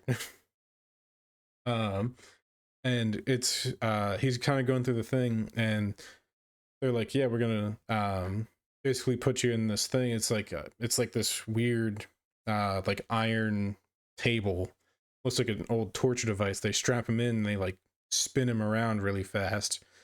um and then we get into the part that Mike's gonna take over for, where they're like, we're gonna put you in a sensory deprivation tank, and you're just gonna stay in there for a while. So, yeah, did you talk about the guy that he meets I don't think so. Which in the guy? because this is right before Oh, the yeah. crazy guy. Yeah, they roll him into a cage right next to this this white man that has He's a white supremacist. yeah, he has a tattoo of Hitler on his chest and a swastika on like his stomach. And he kind of looks at him, and he's kind of talking. He's like, I'm wanted for killing like a ton of black people or whatever. And he's like, what are you here for? He's like, just murder. And he's like, how many of those people you murder? And he's like, how many of those people you murder were black? And like he just kind of sits there in silence, and the white supremacist looks over and he's like, you're all right with me. Yep. Yep. Really fucked up. Yeah. And he's sitting there and he's like kind of contemplating. He's like, I want you to be a soldier in my army when the war between the blacks and the whites come. And he's like, and then we'll treat you, would you rather die or be, and it's, oh man. He'll be like, there'll be a few black people spared as long as they think like me. And Dr. Cushing tells him, we put him there so you could meet someone who's just like you. Mm. And it's really interesting. They were like, if we're gonna put you in the sensory deprivation chamber. If you don't succeed, you'll rot in solitary confinement for the rest of your life. And he is put through this. The sensory deprivation chamber is actually after, because they put him in this like process. The torture thing is before, because in the sensory deprivation chamber, they don't show him the video. Yeah. He's like in this chair and he's spinning around, and it's this gyroscopic thing, and they show real life images mixed with images that they took from the film, like for the production. There are images of KKK members, actual photographs of lynching victims, Yep. uh, gang violence, some of it both fictionalized for the movie, like just recreated. Some of it is real photos. They show like torturings of black people from the early 1900s when photographs are in their infancy, just lots of lynchings and violence. Um, and Dr. Cushing's like, hey, you killed a lot of innocent black people without remorse. So then he's put into the the He's having a sensory stroke. Hold on. deprivation. I am the sensory deprivation chamber, and he sees all these souls of the people that he killed. Yep. And there's this little girl that shows up, and he's like, "It was a stray bullet. Like a bullet doesn't have anybody's name on it." Mm-hmm. And he's like, he has his own like abuse from his childhood. He's like, I'm not gonna. He refuses to accept responsibility. And Cushing's like, you're not gonna get another chance for this. and he is transported back in time to the moment he's shot. And this time he is finished off with the gunman. So this whole thing is revealed to be just happening right there for him in his mind, kind of like a spiritual thing. Yeah. It's Yeah. very powerful stuff. So then we get the big reveal in the wraparound. Oh, yep. Um, the gangsters that we were following that were trying to get the drugs, as we Shit. see in yes, the shit. In Crazy K's story, it's shown that they're the ones that gunned him down, and we get Welcome to My Mortuary, where it's like it's revealed he opens three coffins in this room, and it's the three of them. They were gunned down after they killed Crazy K, and they're like, "Oh shit!" And it's revealed that Sims is Satan. The funeral conductor is Satan, and they are in hell. Yep. And it ends. It's a really, really good wraparound. Really fits the story well. Yeah. Um, what is your favorite story? You could do 4, 3, 2, 1 if you want. Um, This one's tough for me. yeah, because a lot of them are really good. Yeah. All right. So I'd probably put I can't remember the name of it. Walter, his story, I'd probably put that as number one. I really enjoyed that one. Then I'd probably do the drug dealer second. Okay. Crazy K. Yeah. Um hmm. It's kind of a toss up for the other two. I can't give anything definitive on that. Okay. For me, my least favorite.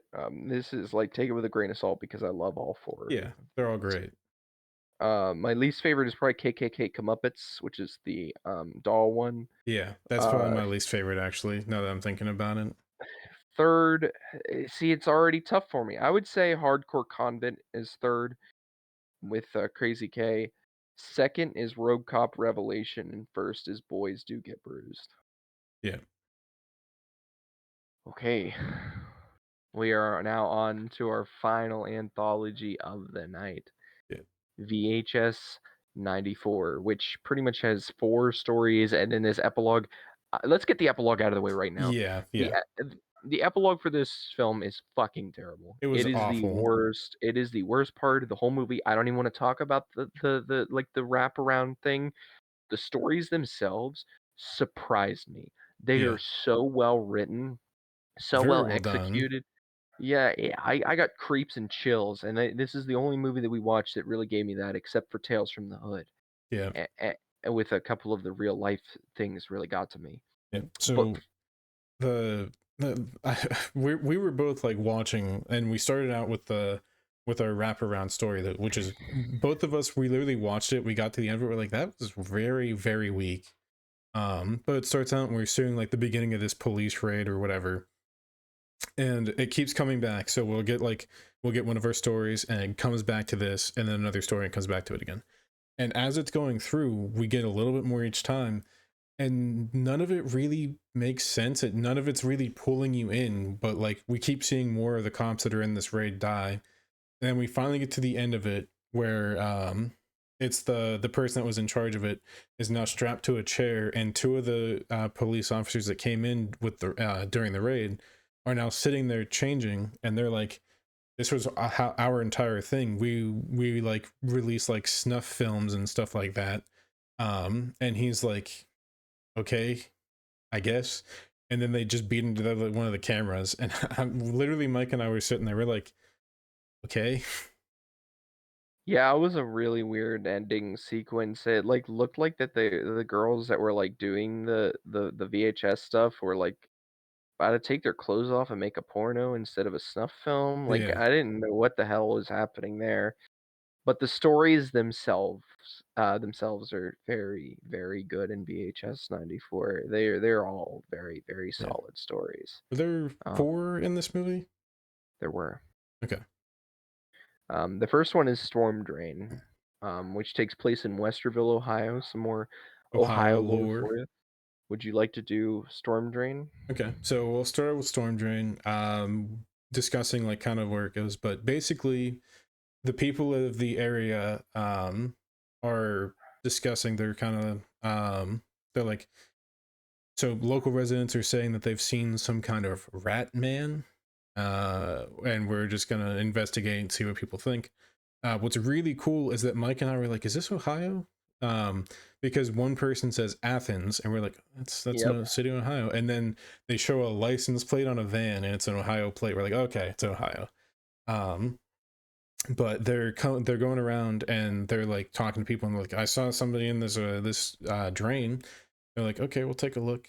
And they're going through. What's actually really weird is that they stop and talk to somebody, and the guy that's like, "Yeah, I saw somebody in that storm drain," as he points to it with an AR-15, and then just spins back around like, "All right, we're going.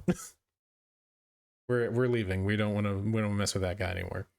And then it cuts to them right outside the storm drain, trying to film, and they're literally like, they're just trying to get the story covered, and they pan to the right up outside of the storm drain, and you just see a guy standing there staring at them. They're like, "That's creeping me out." So they move a little bit further into the drain, um and they're still trying to cover the thing. They're talking.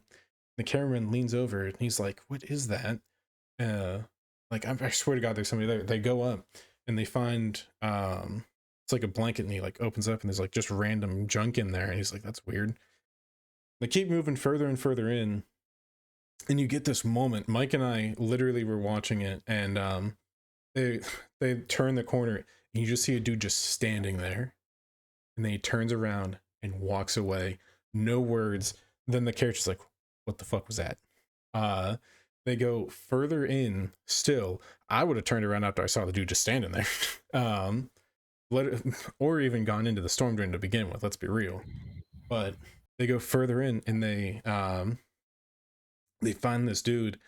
He's like filthy. His skin is like completely black with like soot and like random like dirt and stuff. And they're like, "What's going on? Can we like help? Like, we're gonna help you. What's your name? All this." And they lean in, and then she like, the reporter, she goes, "Are you the rat man?" And literally in this scene, I was talking to Mike and I watched it. His eyes instantly dilate. He gets really wide eyed, and then blood just drips out of his mouth. And it was so chilling seeing this happen. And there's like, "Let's leave. Let's go." They start running off. You hear her scream in the distance as the cameraman turns around. She's nowhere in sight. He turns back around. There's a dude, just hits him, knocks him out. We come back to it, and so the people that are like living in this storm drain are recording her, and they're like, "We're gonna see if you're gonna be chosen." And they're like, "What do you mean?" They pan over, and you see the rat man. I don't know what you call it, some kind of cryptid, I don't know. But it spits this they take like a acid from its mouth or whatever it is. Its saliva is very acidic, I guess, and they pour it on the cameraman's face and watch it just melt, and he falls Yep. over dead. They're like, "We're gonna see if you're chosen." And they do the same thing. They put her right in front of the rat man, and it just starts leaking its saliva all over her, and she just seems to be completely fine. And then we get this, like, fucking, like, fake commercial, Yep. For like, because it's, like, a the news vegetable thing. masher. It's a Yeah, the veggie masher. yeah, and it's literally just like, you put like your broccoli in there, it just mashes it. It doesn't work. It's just dumb. And then it cuts back to it, and we're in the middle of a news report where the guy, the reporter, it's a male reporter behind the office, and he's like, "We're covering some footage of our, local reporter being pulled out of a storm drain." And she like, it cuts the video, and she's like just wide-eyed, terrified, being pulled out. And it cuts back, and she's in the studio with him now, and she's like, they just go back in the normal report. She like kind of gags for a second, burps, then turns and vomits all over the other reporter's face, and it just melts off. Yep. Yep, just absolutely melts his face. It Yep. is It's oh my it is god. one of the most graphic scenes in any horror movie I've ever seen. because you watch it like peel away, and then you see his skull, blood, his eyes are gone. It is wild. Yeah, it's this movie is very, very gruesome, and the way it's shot is very eerie too, because it's a lot of them are shot with a VHS aesthetic, and we'll get to Yeah, The Terror, which is my favorite story, is actually shot on video, which is really cool. yeah, So then we get to The Empty Wake, which is my least favorite story yeah. It in drags this on a one. lot, I think. Yeah, I don't remember very much from The Wake. It wasn't the most entertaining. I mean, I think the way it ended was cool, but overall it was okay. Yeah, Um, it's just a ghost story, yeah. pretty much. So uh opens up and it's like girl on her first day at a funeral home, and they're supposed to be awake. I don't know. Here's the big thing. This wake is at like 9 p.m. and it's just going throughout the night. Nobody's there. Nobody has a wake at 9 p.m. Nobody does that. It's not a thing. No. But they're going through and they're like, I swear to God, this casket keeps moving. There's like knocking and shit going on. This is also during like a severe thunderstorm. Like there's a tornado like pretty close by. And the girl's finally like, okay, I'm gonna leave. Because she hears like the coffin get banged around a lot. And she goes to the door. It's literally chained up for some reason. Why? I don't know. Mm-mm. She runs back in, and we see the casket is now tipped over, empty. And Mike actually accidentally timed this perfectly. He paused the movie as she pans over, and you just see somebody standing next to a wall, just looking away. And For we're for our audio listeners, Keegan's just kinda turning around in his chair. I'm looking away from the microphone. You probably heard it. My voice probably distorted. But they Mike paused it perfectly. We're like, can you unpause it now? And um the dude turns around and he's missing the top half of his face. His head, like it's just sheared off pretty much. It was cool visually. I liked it, but he was kind of just a clicker from The Last of Us. Yeah. Because he couldn't see. He was blind. And it's like it starts trying to chase her around, and they like when she makes noise and she's sitting in the corner, she looks down and you see the top half of his head, and you see the eyes start looking around and it locks eyes at her, and then you just pan over and see her running right at you. And right in that moment the tornadoes burst through the side of the building, and then it jump cuts to the end of where you see like the camera's flipped over, you see his corpse on the ground, and she just kind of walks off. Yeah, I think it was getting at that she was, possessed by his spirit Yeah, in a way. Yeah, that one I didn't, it the was next one, pretty like, woke weak. my ass up. So like I was when I was talking about it, like I made that seem fast. That was like a half hour like short like story, Yeah. and it only gets good in the last like 2 minutes. Yeah, the next one is probably one of these next 2, this one especially is one of the most, graphic things I think I've ever seen. It's the story called The Subject, which I believe takes place in Indonesia. Yeah. Um, this dude, he's like a mad scientist type. He's trying to create the perfect mechanical human hybrid, and it's revealed that this girl who we're seeing the perspective of, she was this girl that was kidnapped by him and is being experimented on. So, excuse me.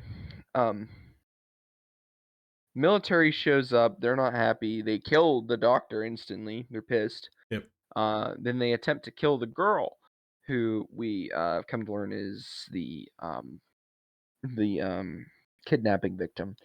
Yep. And things go wrong. The facility has a lockdown, and we see this fucking terrifying half metallic, half human, like hybrid creature, like killing these people. He's like fucking cutting them in half, cutting heads off. I mean, it's graphic as shit.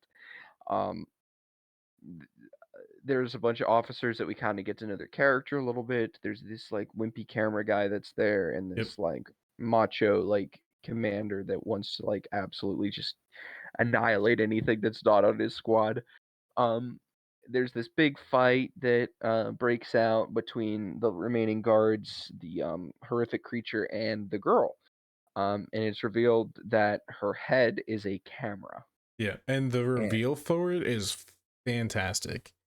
yeah, she like kind of walks up to this thing and she just sees herself. It's oh Yeah, man. and then there's a bit that Mike and I we both fell in love with where she starts touching around like her new camera head, and she touches a spot where a microphone's at, and you actually hear the audio like distort and muffle as she touches the left side and then touches the right. Yep. Oh man, it was so good. So she ends up linking back up with the wimpy camera guy. Um, And they're they basically talking to each other, and they're like, she's like, I want to live, and then he goes, me too. yeah. Um, there we see more of his like failed experiments. I do believe she puts one out of its misery, right? Yeah, there's She one like that's pulls the cord. yeah, it's like on a table. It's literally it's a girl, and her like entire torso is just all the way down, has been like opened up, and she's like, is this real or whatever? And she just grabs this cable that's attached to her neck, pulls it, and she just dies. Yeah,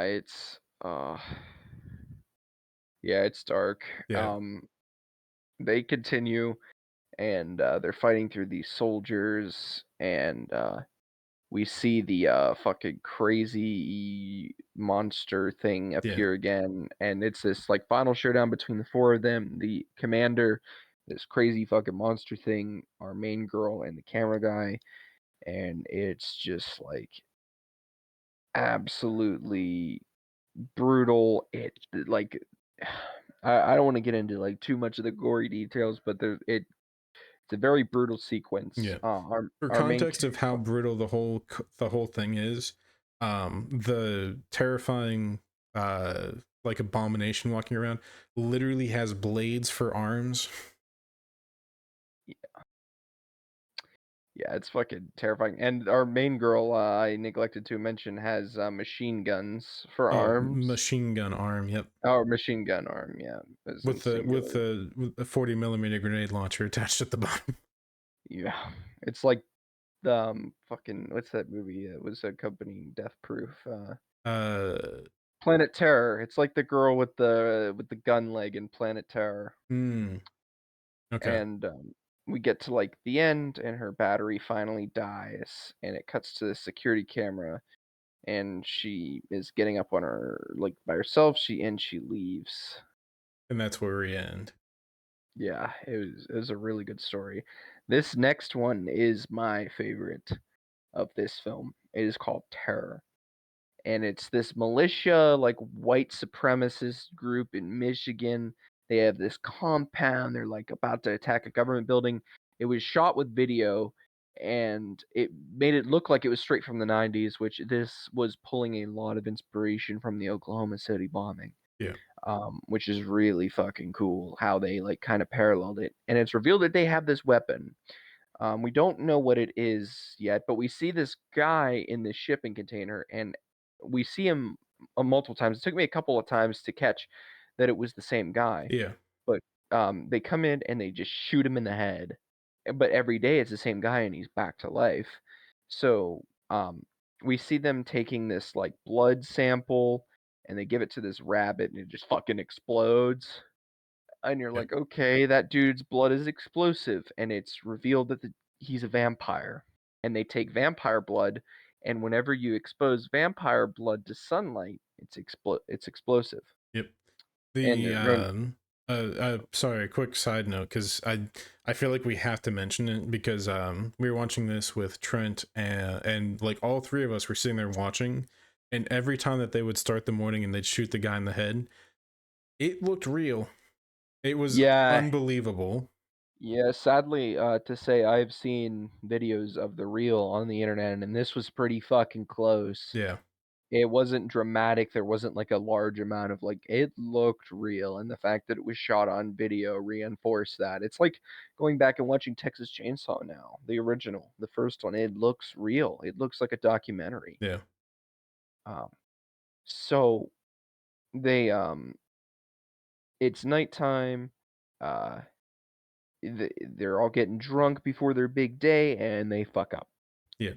These guys are in there with the vampire, and they're, like, daring each other to do whatever they're drunk. He's like, "Oh, I dare you to kiss it." And this blood gets on this one dude, and we cut to the next morning. There's all these sirens. They're like, "Who the fuck is supposed to be on guard duty?" And they find Terry on the ground. I just remember his name for some reason. His neck's, like, cut open. You hear all these crashes from the shipping container, like, compound area. They realize others are missing. Um, they get ready for combat. He's like, "All right, man, we're gonna take this vampire down." Um, he's like, just the guy on the fucking machine gun all of a sudden just starts the fucking their own guys just because he's never had to use it before. Yeah. He's not even trained. He's just a white supremacist. It's literally Guns a down half 50 their own men. BMG machine gun, and he starts just ripping through them on accident. Yep, and they call the main guy. I forgot to mention this, the commandant, and he wants to take back America. He shoots the machine gunner in the head. He's like, "All right, we need to do this." And then the other guy comes out of the compound area. He's like covered in the blood. He's like, "Oh," and he like gets into the sunlight and he just fucking explodes. And the last few members that are left alive, they're like, "We need to kill this thing. We can't let it get out." So there's this fucking just brutal thing with the vampire. The vampire, like its head opens up and there's all these teeth and it just like bites into him. It's not like what you would perceive a vampire to look like. Yeah. Um, and uh, Greg is in there. I remember his name too. And he's in there and he just keeps saying, "Christ is king, Christ is king, Christ is king," like praying. And the vampire kind of drags at his cage and then it opens the attic window in there. All this sunlight comes in and the vampire commits suicide. After all the torture they put it through, it didn't even want to live anymore. Yeah. It took them all out and then killed itself, and it just the whole thing just gets blown to hell. Yeah. And then we go back to the mid wrap up. Yeah, the wrap up at the end, which we don't need to talk about. Yeah. But overall, I think that is one of the best stories in this film. Very like, because the entire time you're kind of like, what's going on? What's the play? And like you're seeing them do stuff with the blood. You're seeing them kill the guy every morning. It's like that's interesting. And that payoff at the end of like it going in, because the reason that like they were like, okay, we have to wait a day, is because they were going to have it in this crate that was going to drop open, and then the sun was going to hit it, blow up, and they were going to take out this big federal building. But they like the crate wouldn't open properly, so they're like, we're going to have to delay a day. But tonight we're just going to get wasted, pretty much, and that's how the whole event goes down. Yep. And Yeah. I think it was the payoff at the end of him just opening the shutter doors at the top of the attic and just going out in this explosive fireball, and the camera just cuts out because of the explosion, is great. Yeah, it's oh man, it's awesome. Yeah, this movie is Um, proof that the cameraman does in fact die. so for this one, what's your ranking looking like? We're least favorite to most favorite, or however you want to do it. um I really like the Storm Drain. That one's probably not top though. um Terror is probably top, probably number one. um and then I'd probably do the one with the machines. I can't remember what the name of all of them are, unfortunately. It was The Subject. The Subject, yeah, that's probably my second. um then probably Storm Drain, and then what was the name of the fourth one? Terror. What's your No, favorite? Terror was my favorite. What was the fourth There's story? only 4. Yeah, what Terror is the 4th. The that's the one you 3rd one mentioned is first. the sub okay, the stories are Storm Drain, The Empty Wake, The Subject, Empty and Wake. Terror. Empty Wake is the worst one. I agree with that. I would put, It's so Empty forgettable, I couldn't remember the Wake. name of it again. I would put Holy Hell in a Grave. That's the interlude thing that we keep talking about, the Yeah. wraparound. My least favorite is The Empty Wake as well. Yeah. And then, it's so tough. I'd say The Subject because I really like the rat one. Yeah. Then I'd do Storm Drain, and my number one would be Terror. Yeah. Terror, I wanna watch Terror again. I really like that I one. think the subject and the storm drain, I think that one can that's interchangeable for me. So Yeah, same here. It's pretty close. So we've ranked all of our stories in these. Now it's time to rank the 5 anthologies for how they stack up against each other. yep. So, rock, paper, scissors for who goes. Here, I we could could do flip it. We're on the camera. okay. All right, you ready? Yep. Rock, paper, scissors, shoot. I went early, but is that rock or is that oh that's scissors? Yeah, I was too low. I promise I didn't change it. Yeah, yeah. Sorry. All right, we gotta go Here, I'll put again. my yep. Rock, paper, scissors, shoot. God damn Okay, it. go through scissors again, audio listeners. Rock, paper, scissors, shoot. Okay, he threw All right. scissors a third time because who does that? Go ahead, Keegan. You're first. Nobody never let him know your next move, which is scissors. Should have just um played rock. all right, so last I'm gonna put Trick or Treat. As we discussed, it is the weakest of the five that we did watch, and we're in Yes. agreement on that. There's probably somebody Yes. out there that this is their favorite, and they're just like, oh, I'm pissed. Yeah, I know. I we did like the movie. It just Yeah, we just didn't like it as much as the others. yeah. Um, and then I'd probably do um, hmm, now we're getting to the tough situation. Yeah, that's mine too. That's what I was gonna say. The same thing. After you get past the first one, you're like, "Fuck." Yeah, I now I'm just like, which one? Um, I'll probably do Tales from the Hood fourth. Because I loved every story in it, but only one of them I feel is like traditional horror to a degree. Oh, I don't know. we're on my top 5 right now. We're neck and neck. Okay. Um, and then I do VHS 94. I We're that one we're still neck and neck. I absolutely love that one though, because that was the one that like Mike and I both said I think that one hits the horror just right, where like Yes. because a lot of these there's some fun to them, like Creep Show and Body Bags. Like some of the stories are just fun. They're not like it's like, oh, that's No. kind of creepy, but that's also fun. Yes. um VHS I think hit a point where like it was actually like moments of actual like fear. um so I don't know. I really like that. And then it's probably interchangeable to be honest, but I'm gonna do Body Bags and then Creep Show. You forgot one. Which one did I forget? No, you didn't. But no, we're Mm, we're in the I don't know why. We have the exact same top 5. Mine is Trick or Treat, Tales from the Hood, VHS 94, Body Bags, and Creep Show. It Yeah, is identical. yeah. I I like I said for Creep Show and Body Bags, I do think that's interchangeable. Like I could probably watch either of those any day.